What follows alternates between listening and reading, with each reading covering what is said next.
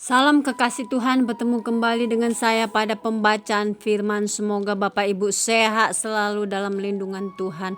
Sebelum membaca firman, kita berdoa terlebih dahulu. Mata Tuhan menjelajah ke seluruh bumi untuk melimpahkan kekuatannya bagi orang yang bersungguh hati kepadanya. Jadilah kuat seperti laki-laki, jangan kecut dan tawar hati. Urapi kami ya Allah Roh Kudus, dengan seluruh pendengar yang mendengarkan firman. Terangi hati dan pikiran kami saat membaca firman ini. Kami mulai pembacaan firman hanya di dalam nama Tuhan Yesus yang maha suci, maha ajaib. Haleluya, amin. Matius 12. Murid-murid memetik gandum pada hari Sabat. Pada waktu itu, pada hari Sabat, Yesus berjalan di ladang gandum. Karena lapar, murid-muridnya memetik bulir gandum dan memakannya. Melihat itu, berkatalah orang-orang Farisi kepadanya, "Lihatlah, murid-muridmu berbuat sesuatu yang tidak diperbolehkan pada hari Sabat." Tetapi jawab Yesus kepada mereka, "Tidakkah kamu baca apa yang dilakukan Daud ketika ia dan mereka yang mengikutinya lapar? Bagaimana ia masuk ke dalam rumah Allah dan bagaimana mereka makan roti sajian yang tidak boleh dimakan, baik olehnya maupun oleh mereka yang mengikutinya, kecuali oleh imam-imam?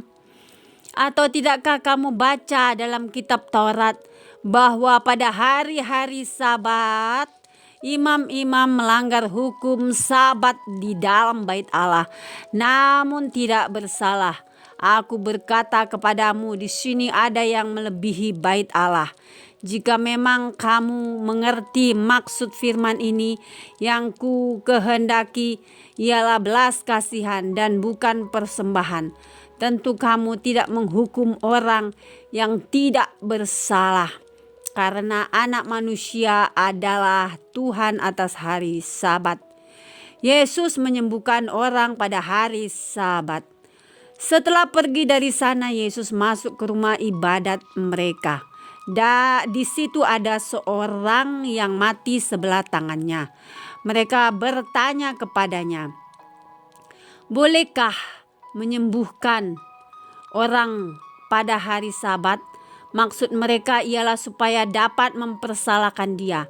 Tetapi Yesus berkata kepada mereka, "Jika seorang dari antara kamu mempunyai seekor domba, dan domba itu terjatuh ke dalam lubang pada hari Sabat, tidakkah ia akan menangkapnya dan mengeluarkannya? Bukankah manusia jauh lebih berharga daripada domba? Karena itu boleh berbuat baik pada hari Sabat." Lalu kata Yesus kepada orang itu, "Ulurkanlah tanganmu." Dan ia mengulurkannya, maka pulihlah tangannya itu dan menjadi sehat seperti tangannya yang lain. Lalu keluarlah orang-orang Farisi itu dan bersekongkol untuk membunuh dia. Tetapi Yesus mengetahui maksud mereka, lalu menyingkir dari sana. Yesus hamba Tuhan. Banyak orang mengikuti Yesus dan ia menyembuhkan mereka semuanya. Ia dengan keras melarang mereka memberitahukan siapa dia, supaya genaplah firman yang disampaikan oleh Nabi Yesaya. "Lihatlah, itu hambaku yang kupilih, yang kukasihi, yang kepadanya jiwaku berkenan. Aku akan menaruh rohku ke atasnya, dan ia akan memaklumkan hukum kepada bangsa-bangsa. Ia tidak akan berbantah dan tidak akan berteriak, dan orang tidak akan mendengar suaranya di jalan-jalan. Bulu yang patah terkulai tidak akan diputuskannya, dan sumbu yang pudar nyalanya tidak akan dipadamkannya, sampai ia menjadikan hukum itu menang, dan padanyalah bangsa-bangsa akan berharap." Yesus dan Beelzebul. Kemudian dibawalah kepada Yesus seorang yang kerasukan setan. Orang itu buta dan bisu. Lalu Yesus menyembuhkannya, sehingga si bisu itu berkata-kata dan melihat. Maka takjublah sekalian orang banyak itu, katanya, "Ia ini agaknya anak Daud." Tetapi ketika orang Farisi mendengarnya, mereka berkata, "Dengan Beelzebul, penghulu setan, ia mengusir setan."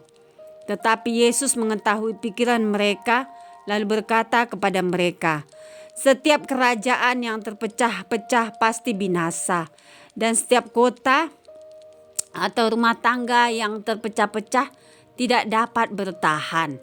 Demikianlah juga kalau iblis mengusir iblis, ia pun terbagi-bagi dan melawan dirinya sendiri. Bagaimanakah kerajaannya dapat bertahan? Jadi, jika aku mengusir setan dengan kuasa Beelzebul, dengan kuasa siapakah pengikut-pengikutmu mengusirnya? Sebab itu merekalah yang akan menjadi hakimmu. Tetapi jika aku mengusir setan dengan kuasa Roh Allah, maka sesungguhnya kerajaan Allah sudah datang kepadamu.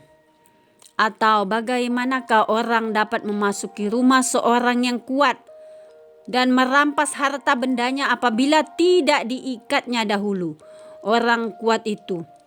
Sesudah diikatnya barulah dapat ia merampok rumah itu. Siapa tidak bersama aku, ia melawan aku, dan siapa tidak mengumpulkan bersama aku, ia mencerai-beraikan.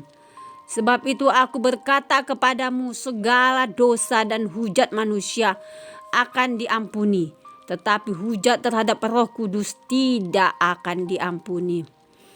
Apabila seorang mengucapkan sesuatu menentang Anak Manusia, ia akan diampuni. Tetapi jika ia menentang Roh Kudus, ia tidak akan diampuni di dunia ini, tidak, dan di dunia yang akan datang pun tidak. Jikalau suatu pohon kamu katakan baik, maka baik pula buahnya. Jikalau suatu pohon kamu katakan tidak baik, maka tidak baik pula buahnya. Sebab dari buahnya pohon itu dikenal. Hai kamu keturunan ular beludak, bagaimanakah kamu dapat mengucapkan hal-hal yang baik sedangkan kamu sendiri jahat? Karena yang diucapkan mulut meluap dari hati. Orang yang baik mengeluarkan hal-hal yang baik dari perbendaharaannya yang baik, dan orang yang jahat mengeluarkan hal-hal yang jahat dari perbendaharaannya yang jahat. Tetapi aku berkata kepadamu, setiap kata sia-sia yang diucapkan orang harus dipertanggungjawabkannya pada hari penghakiman. Karena menurut ucapanmu engkau akan dibenarkan, dan menurut ucapanmu pula engkau akan dihukum. Tanda Yunus.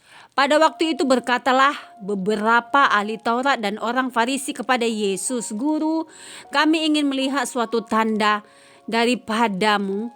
Tetapi jawabnya kepada mereka, "Angkatan yang jahat dan tidak setia ini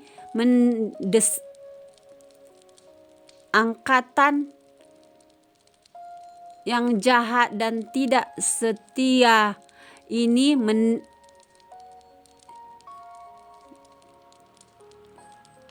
angkatan yang jahat dan tidak setia ini menuntut suatu tanda, tetapi kepada mereka